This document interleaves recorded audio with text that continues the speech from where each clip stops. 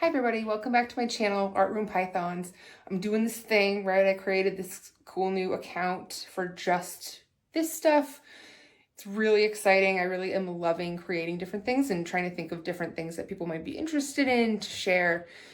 My main things obviously are my art and my snakes that are really fun, but I don't know, just trying to think of different creative things that people might want to see. So anyways, I fed the pythons last night, so they are digesting. It takes like at least 2 days for them to digest, but I found with mine that 3 days usually works better.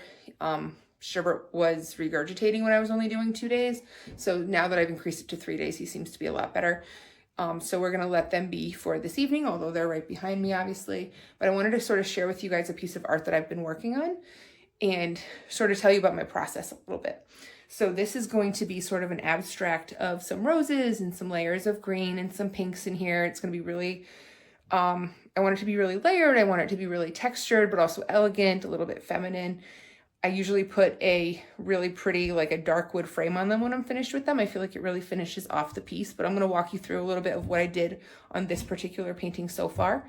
Something that I also really like to do with my art is make it a little bit of multimedia. So instead of just using acrylic paint, which is usually my medium, I like to put in little bits of collage. So little bits of, like you can see here, there's some little leaves that I took out of this book, which I'll show you in a second.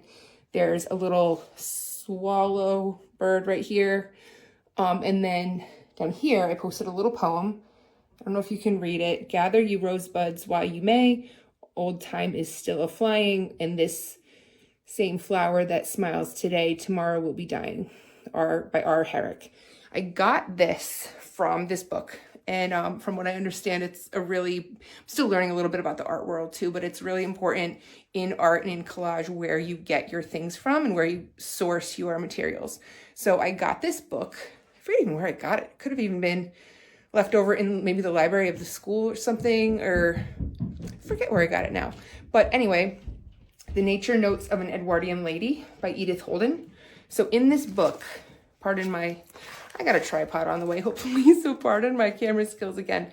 But there's, for every single month, this author made observations in nature of where she was living and drew different little watercolor, pictures, made notations, included poetry, different things. So it's a really great source for me to get some really pretty pictures to add on with different types of paint. So I did that. You can see how I layered some of this sap green, I think it's called, with some of this darker green. There's some bronze accents here. And then I'm layering the roses with some, I think, parchment, which is that sort of off-white color. And then I put a little white over the top. But then I'm going to go back over with some parchment, which is, again, the off-white with more texture to do some more of those petals. But anyway, I really like it. The other thing I added, and I love texture with my art, and I love to use different things to add the texture.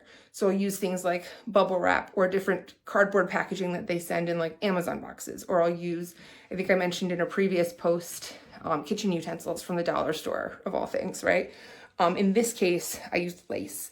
I really like the feminine touch that lace gives, but it also gives just a little bit of pretty kind of predictable texture without being too obvious about it. And you can paint it, you can keep it white, you can have like a background behind it and then paint the lace to sort of let a little bit of a peek through happen, which adds a really pretty touch. But I don't know if you can see it right here. I used, let's see, what's the stuff that I use? Is this it? Nope.